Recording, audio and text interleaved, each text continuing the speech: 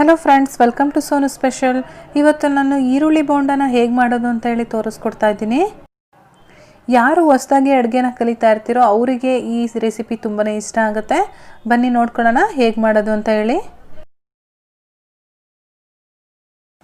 ನಾನಿಲ್ಲಿ ಮೊದಲಿಗೆ ಒಂದು ಮಿಕ್ಸಿಂಗ್ ಬೌಲ್ಗೆ ಒಂದು ಜರಡಿ ಇಟ್ಕೊಂಡು ಅದರೊಳಗಡೆ ಸುಮಾರು 1.5 ಕಪ್ಪಷ್ಟು ನಾನಿಲ್ಲಿ ಕಡಲೆ ಹಿಟ್ಟನ್ನು ಹಾಕೋತಾ ಇದ್ದೀನಿ.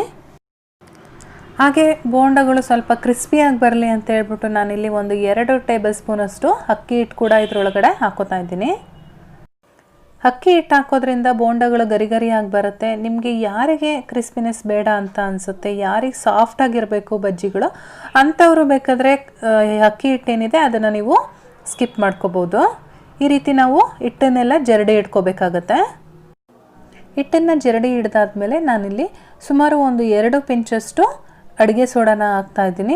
ಹಾಗೆ ರುಚಿಗೆ ತಕ್ಕಷ್ಟು ಉಪ್ಪನ್ನು ಕೂಡ ಹಾಕ್ತಾ ಇದ್ದೀನಿ.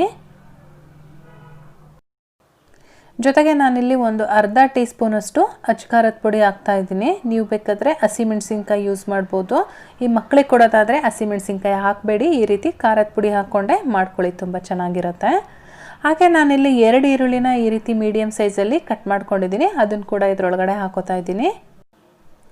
ಈರುಳ್ಳಿ ಬೇಕಾದರೆ ನೀವು ಇನ್ನೂ ಒಂದು ಆ್ಯಡ್ ಮಾಡ್ಕೋಬೋದು. ಈರುಳ್ಳಿ ಹಾಕಿದಷ್ಟು ಅದಕ್ಕೆ ರುಚಿ ಜಾಸ್ತಿನೇ ಇರುತ್ತೆ.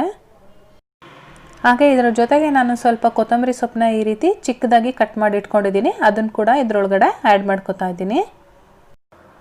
ಇವಾಗ ಇದನ್ನು ಒಂದ್ಸರಿ ಹಾಗೆ ಡ್ರೈ ಮಿಕ್ಸ್ ಮಾಡ್ಕೊಳ್ಳೋಣ. ಕೈಯಲ್ಲೇ ಮಾಡ್ಕೊಳ್ಳಿ, ಏಕೆ ಅಂದರೆ ಈ ಈರುಳ್ಳಿ ಕಟ್ ಮಾಡಿರೋದು ಏನಿರುತ್ತೆ ಅದೆಲ್ಲ ನಾವು ನೀಟಾಗಿ ಬಿಡಿಸ್ಕೋಬೇಕಾಗತ್ತೆ. ನಾವು ಕೈಯಲ್ಲಿ ಮಾಡೋದ್ರಿಂದ ಅದೆಲ್ಲ ನೀಟಾಗಿ ಬಿಡಿಸ್ಕೊಳ್ಳುತ್ತೆ.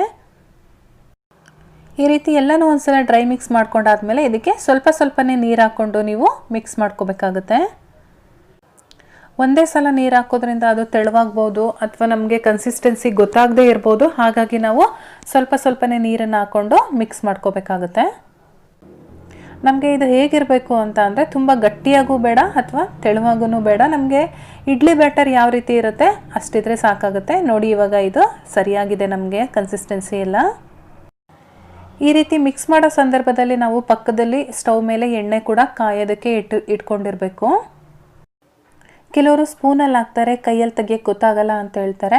ಅವ್ರಿಗೆ ನಾನು ಇದನ್ನು ಯಾವ ರೀತಿ ತೆಗೆದು ಎಣ್ಣೆಗೆ ಬಿಡ್ಬೇಕಾದ್ರೆ ಹಾಕಬೇಕು ಅಂತ ತೋರಿಸ್ತಾ ಇದ್ದೀನಿ. ನೋಡಿ, ಈ ರೀತಿ ಒಂದು ಸೈಡಿಂದ ತೊಗೊಂಡ್ರೆ ನಮಗೆ ನೀಟಾಗಿ ಬರುತ್ತೆ. ಇವಾಗ ಎಣ್ಣೆ ಚೆನ್ನಾಗಿ ಕಾದಿದೆ. ನಾವಿವಾಗ ನಮಗೆ ಯಾವ ಸೈಜಲ್ಲಿ ಬೇಕೋ ಆ ಸೈಜಲ್ಲಿ ಬೋಂಡಗಳನ್ನ ಇದರೊಳಗಡೆ ಹಾಕ್ತಾ ಹೋಗೋಣ. ಸಂಜೆ ಟೈಮ್ ಕಾಫಿ ಟೀ ಜೊತೆಗೆ ತುಂಬಾ ಚೆನ್ನಾಗಿರುತ್ತೆ. ಈ ರೀತಿ ನಾವು ಬೋಂಡ ಮಾಡಿಕೊಂಡ್ರೆ ದಿಢೀರಂತ ಮಾಡ್ಕೊಬಿಡ್ಬೋದು. ಹಾಗೆ ಮನೆಗೆ ಯಾರು ಗೆಸ್ಟ್ಗಳು ಬಂದರೂ ಅಷ್ಟೇ, ಮನೇಲಿ ಕಡಲೆ ಹಿಟ್ಟು ಇದೆ ಅಂದರೆ ಸಾಕು, ನಾವು ಈ ರೆಸಿಪಿನ ಆರಾಮಾಗಿ ಮಾಡ್ಬೋದು. ನಿಮಗೆ ಎಣ್ಣೆನಲ್ಲಿ ಎಷ್ಟು ಹಿಡಿಸುತ್ತೋ ಅಷ್ಟು ಹಾಕ್ಕೊಳ್ಳಿ. ಇವಾಗ ನಾವು ಇದನ್ನು 2 ಕಡೆನೂ ಈ ರೀತಿ ಉಲ್ಟಾ ಮಗ್ಚಾಕೊಂಡು ನಾವು ಬೇಯಿಸ್ಕೋಬೇಕಾಗತ್ತೆ. ಆದಷ್ಟು ಮೀಡಿಯಮ್ ಫ್ಲೇಮಲ್ಲಿ ಇಟ್ಕೊಂಡು ನಾವು ಇದನ್ನು ಫ್ರೈ ಮಾಡ್ಕೋಬೇಕು. ನಮಗೆ ಗೊತ್ತಾಗುತ್ತೆ, ಸ್ವಲ್ಪ ಕಲರ್ ಕೂಡ ಚೇಂಜ್ ಆಗುತ್ತೆ. ಹಾಗೆ ಸ್ವಲ್ಪ ನೋಡಿ, ಈ ರೀತಿ ಸ್ವಲ್ಪ ಡಾರ್ಕ್ ಬ್ರೌನ್ ಬರಬೇಕು, ಅಲ್ಲಿವರೆಗೂ ನಾವು ಇದನ್ನು ಫ್ರೈ ಮಾಡ್ಕೋಬೇಕಾಗತ್ತೆ. ಫ್ರೆಂಡ್ಸ್, ಇವಾಗ ಹೊರಗಡೆ ತೆಗಿಯೋಕ್ಕೆ ರೆಡಿಯಾಗಿದೆ ಒಂದು ಬ್ಯಾಚು. ಇವಾಗ ಇದನ್ನು ತೆಗೆದ್ಬಿಟ್ಟು ಒಂದು ಪ್ಲೇಟಲ್ಲಿ ಸಪ್ರೇಟಾಗಿ ಇಟ್ಕೊಂಡಿರೋಣ. ಅದೇ ರೀತಿ ನಾನು ಇನ್ನೊಂದು ಬ್ಯಾಚ್ ಕೂಡ ಆಗುತ್ತೆ, ಅದನ್ನು ಕೂಡ ಹಾಕ್ಕೋತೀನಿ ಇದರೊಳಗಡೆ. ನೋಡಿದ್ರಲ್ಲ ಫ್ರೆಂಡ್ಸ್, ಈ ರೆಸಿಪಿ ನಿಮಗೆ ಯಾರಿಗೆಲ್ಲ ಇಷ್ಟ ಆಗಿದೆ ದಯವಿಟ್ಟು ಲೈಕ್ ಮಾಡಿ.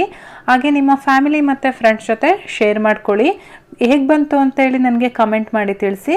ಕೊನೆಗೆ ನನ್ನ ಚಾನಲ್ನ ಸಬ್ಸ್ಕ್ರೈಬ್ ಮಾಡೋದಂತೂ ಮರಿಬೇಡಿ ಫ್ರೆಂಡ್ಸ್. ನಾನು ಮತ್ತೆ ನಿಮಗೆ ಇನ್ನೊಂದು ಈಸಿ ರೆಸಿಪಿಯೊಂದಿಗೆ ಸಿಗ್ತೀನಿ. ಅಲ್ಲಿವರೆಗೂ bye bye, take care, thank you for watching.